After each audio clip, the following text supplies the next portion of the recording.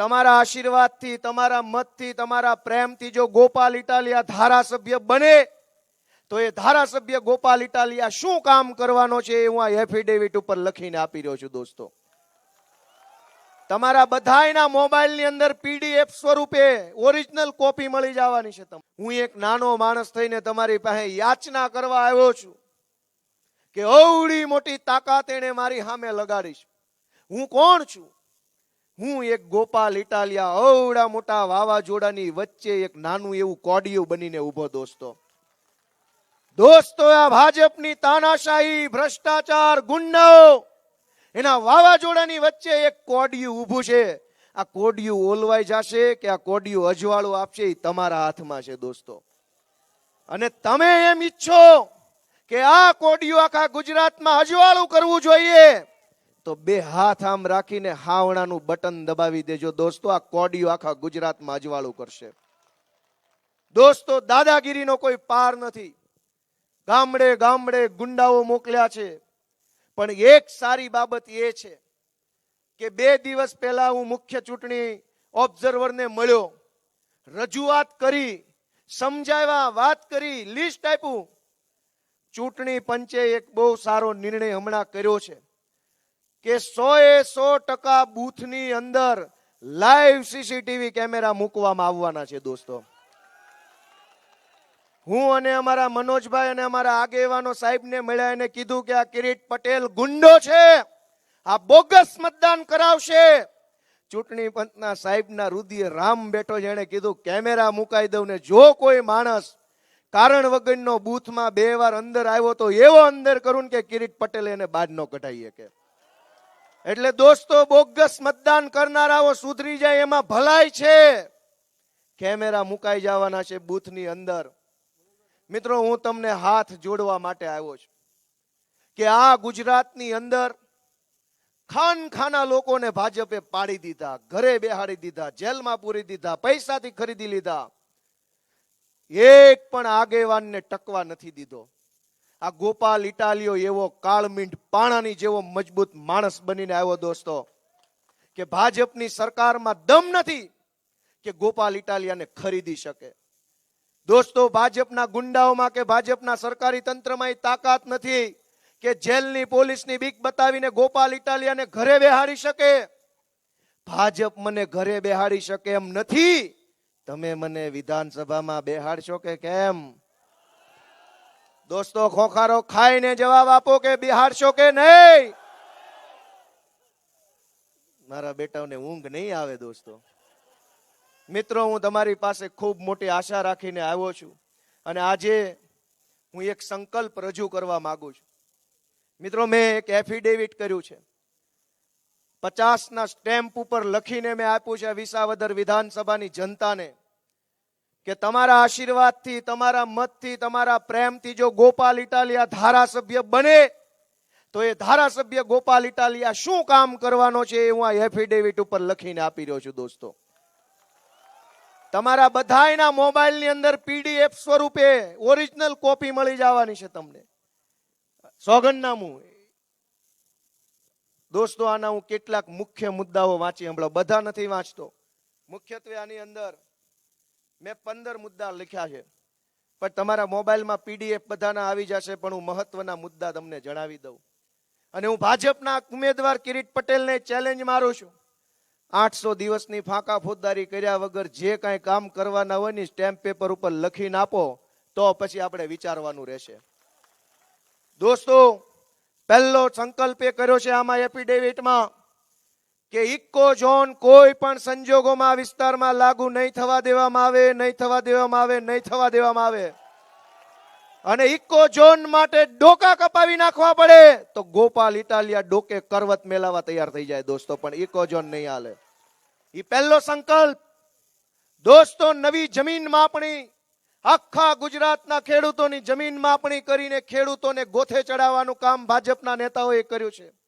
આ જમીન માપણી રદ થાય, ખેડૂતોની હાથબાર ફરીથી યથાવત સ્થિતિમાં આવે અને ખેડૂતો સરકારી કચેરીના ધક્કા ખાતા બંધ થાય એ માટે વિસાવદરના ચોકથી લઈને વિધાનસભા સુધી ગોપાલ ઇટાલિયા અવાજ ઉઠાવવાનો છે દોસ્તો.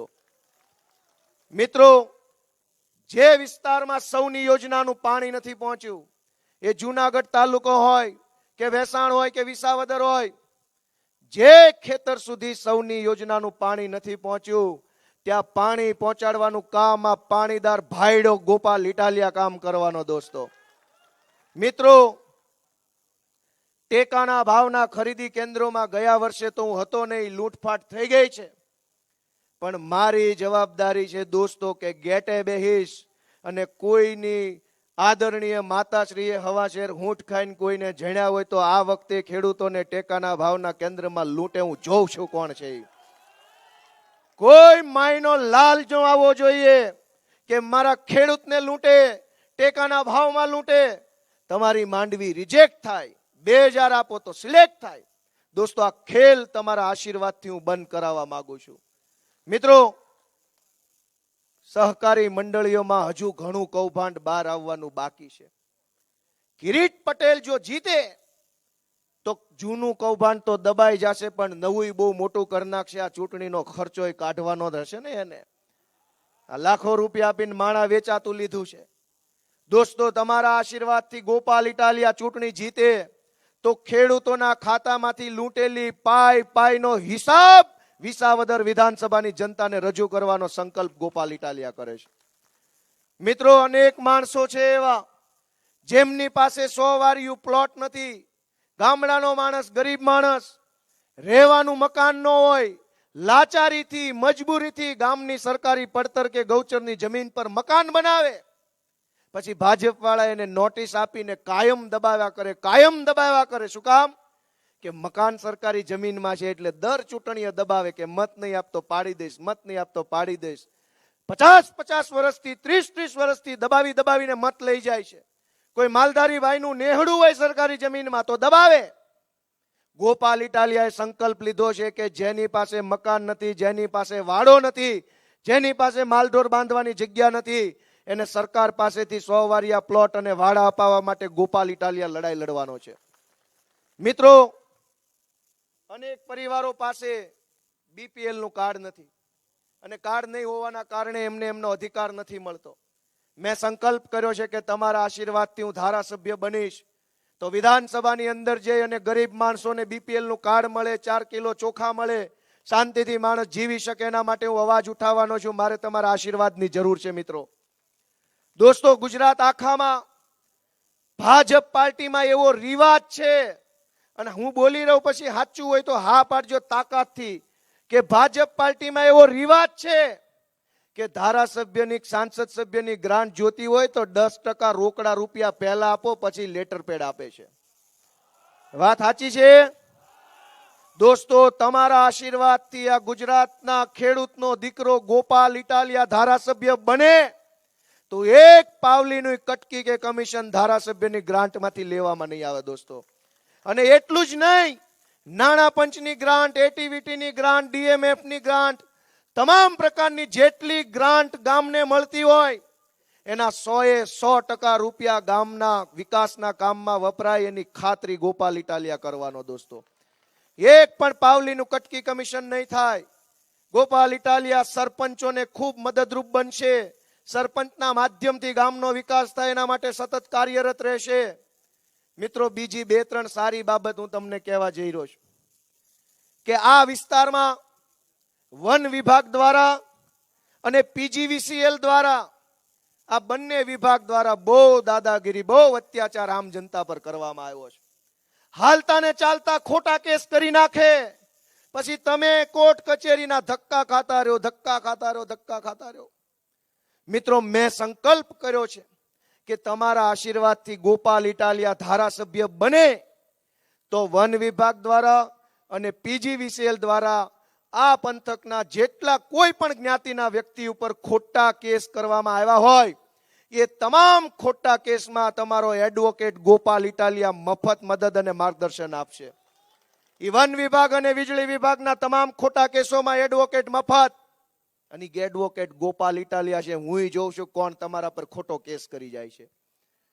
દોસ્તો, રાજકારણ સિવાય હટીને પણ મેં 2 નિર્ણયો નક્કી કર્યા છે. જો તમે આશીર્વાદ આપો તો, કે આ પંથકમાં અનેક જુવાનિયા છે, તમામ જ્ઞાતિના, ભણવામાં હોશિયાર છે, સપનું સારું છે કે કંઈક કરવું છે જીવનમાં, સમાજ માટે, દેશ માટે, પણ આપણે આ ગ્રામીણ વિસ્તાર છે, નાનું ટાઉન છે, નાનું સિટી છે. અમદાવાદમાં જે માર્ગદર્શન મળે એ કદાચ વિસાવદરમાં ન મળે. હું પોતે પોલીસ ખાતામાં રહી ચૂક્યો છું, હું પોતે જમીન મહેસૂલ વિભાગમાં રહી ચૂક્યો છું, હું પોતે વકીલ છું. દોસ્તો, મેં નિર્ણય કર્યો છે કે તમારા આશીર્વાદ મળે તો વિસાવદરમાં અને ભેસાણમાં એક આધુનિક લાઇબ્રેરી ખોલવી છે મારે, આપણા બધાના યુવાનો માટે. અને એ લાઇબ્રેરીમાં સરકારી તમામ પરીક્ષા ભરતી જે આવે, જીપીએસસી થી લઈ પીએસઆઈ થી લઈ મામલતદાર, તલાટી, ક્લાર્ક, પટાવાળા, ડ્રાઈવર, શિક્ષક જે હોય તે, એ તમામ ભરતીનું મફત માર્ગદર્શન અને મદદ મળી રહે એવી વ્યવસ્થા વિસાવદર અને ભેસાણમાં હું કરવા માંગુ છું દોસ્તો.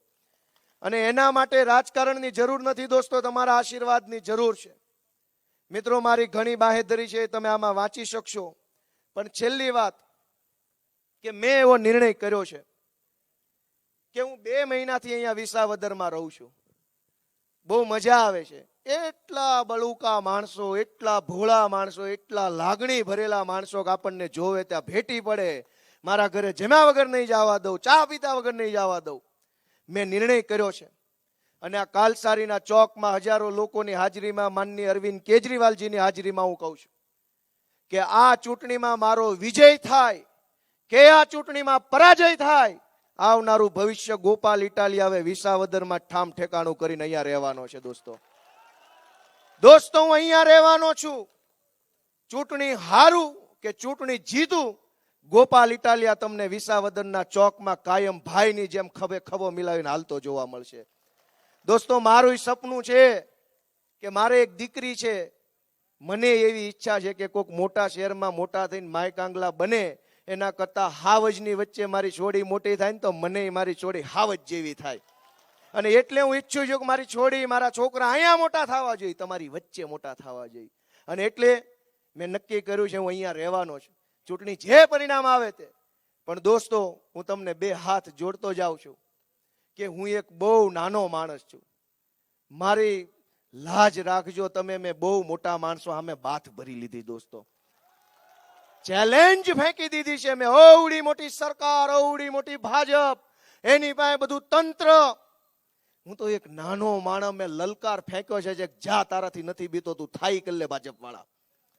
દોસ્તો, તમે મારી આબરૂ રાખજો. 19 તારીખે ભૂલાય નહીં. કોઈક માણસ વંડીએ ચડેલા હોય એને રિક્વેસ્ટ કરજો. કહેવા જેવું ઘણું છે મિત્રો, પણ સમજવા જેવી એક જ વાત છે કે આ વખતે 1 નંબરનું બટન, 1 નંબરનો માણસ, 1 નંબરનું કામ એટલે ઝાડુનું બટન દબાવો. અને દોસ્તો, મને વિજેતા બનાવવી વિનંતી છે સૌને. આપ તમામ આટલે મોટી સંખ્યામાં પધાર્યા બદલ હું સૌનો ખૂબ ખૂબ આભાર વ્યક્ત કરું છું. સૌને મારા પ્રણામ. ભારત માતા કી જય.